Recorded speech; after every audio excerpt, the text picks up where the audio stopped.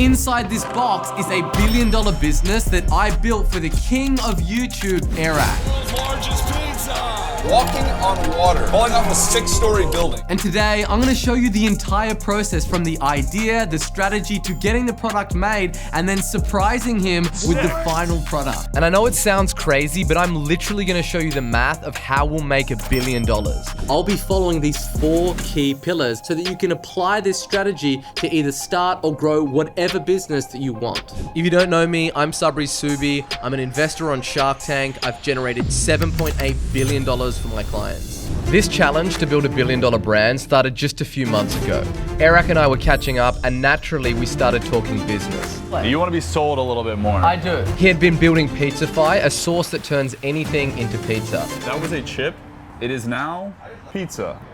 All right. And although it tastes great, I have to give it to you, it does taste like pizza. It is pizza. we both agreed that this business would not exactly make him a billionaire for a number of reasons. In terms of the sauce category, so ketchup, mustard, mayonnaise, Hot sauce. barbecue sauce, and hot sauce. Yeah. Where are you gonna put it in a Walmart? We kept shooting ideas back and forth. A flavored pizza salt. It's low calorie, you use it all the time, it's lightweight to ship, Okay. and it's a reoccurring product. We do like all of that. I think the question it really comes down to is how big of a business do you want to build? Yeah. And how attached and tied are you of it being within the pizza category? And eventually entered full Shark Tank mode. Can I pitch you some ideas? Please. Dun dun dun dun, Shark Tank. Here we go. Oh yeah, wait, this is awesome. I'm gonna make you an offer. This is a huge moment for me. This is your moment, bro. Okay. First idea, savory snacks. So not chocolate, not sweets, not candy, but savory snacks. I hate it. Hate it? Nah. Wait, let me keep pitching. Some of his ideas were just not it. Types of things, like cosmic brownies. So it's just absolute trash, in other Yeah, but words. nobody's doing it right now. If you go to the checkout counter, I you'll hate see it. I hate it. I'm out. But then he pitched me an idea that was more interesting. another idea. Every video I make, I'm always wearing Crocs, and I've been begging for a Crocs sponsorship for like 3 years straight now. They will not do it. They like don't do influencer deals. It's like very rare. My idea is I use that as a storyline in the content, as like they will not give me a deal, so I made my own, and then I basically launch a Crocs competitor. I actually genuinely really like this idea. Really? Yeah. Okay. Great. I think it's got legs. Now, a YouTuber launching a Crocs competitor, now that was a business that I could get behind, but not for the reasons that you might expect. Ryan Reynolds sold Aviation Gin for $600 million, and then 2 years later sold Mint Mobile for $1.2 billion. Then you've got Kim Kardashian's Skims, which is worth over $4 billion. Mr. Beast's Feastables is valued at over $1.5 billion, and the list goes on and on and on. But when it comes to business, things rarely go to plan. So stay to the end with this one. My reputation as the internet daddy is on the line. So we have the idea, but how exactly are we able to turn this into a $1 billion brand? It all comes down to these 4 steps. Everybody has a business idea or wants to start a business someday. But here's where almost everyone gets it wrong. On one hand, you've got a whole bunch of gurus who are saying, just follow the money, brah. It doesn't matter what it is you start, just secure the bag. Then on the other hand, you've got another group of gurus that are screaming at you, just follow your passion and you are gonna go out there and make millies. But both of these people are completely wrong. So the internet daddy is here to finally put an end to this debate once and for all, and to show you step by step the exact framework to use to start a business and then make millions. Starting with step number 1, which answers the question, what business do I start? And the framework that I like to use is something called Ikigai, which is a Japanese concept that refers to giving somebody a sense of purpose and a reason for living.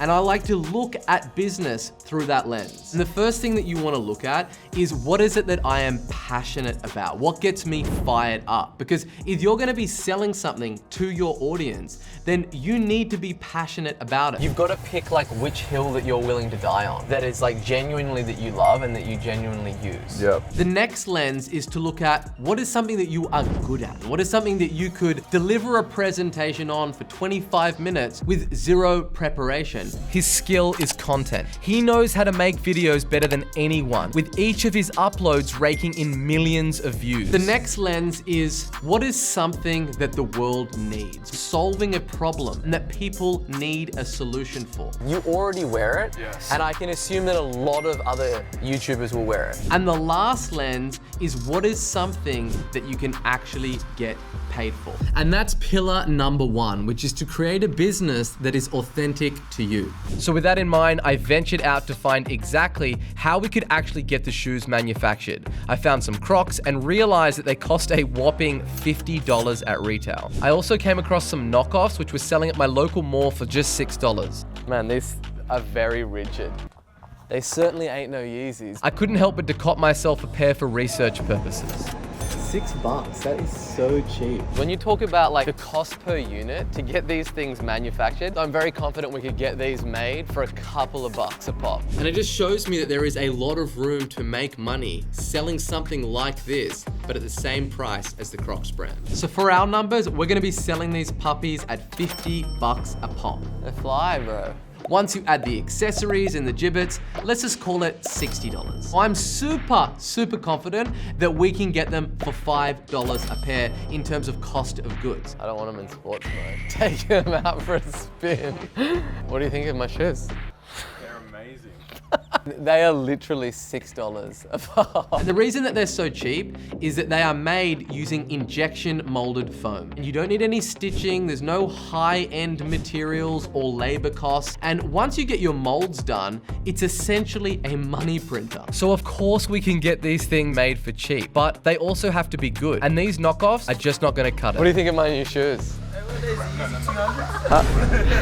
After spending days at the drawing board, meticulously sketching, researching manufacturing processes, and trying to find factories, I decided to enlist the help of a professional design and development studio based out of LA to take things to the next level. What is the soonest you'd be able to get me? First run prototype of a product. I can get a sample made in just about 2 weeks. So we've got the $5 for the cost of goods. Then we're gonna say $5 in order for pick, pack, and distribution and getting these out to people. That's $50 profit per pair that we sell. It's a higher ticket price, higher profit margin, and this is a different type of business model. We have an 80% margin, and that's exactly the type of business that I like to be involved in. And that is pillar number 2, which is to choose a business with strong economics. 2 weeks later, and the finished sample arrived at my office. What do we have here? I have been waiting for this thing.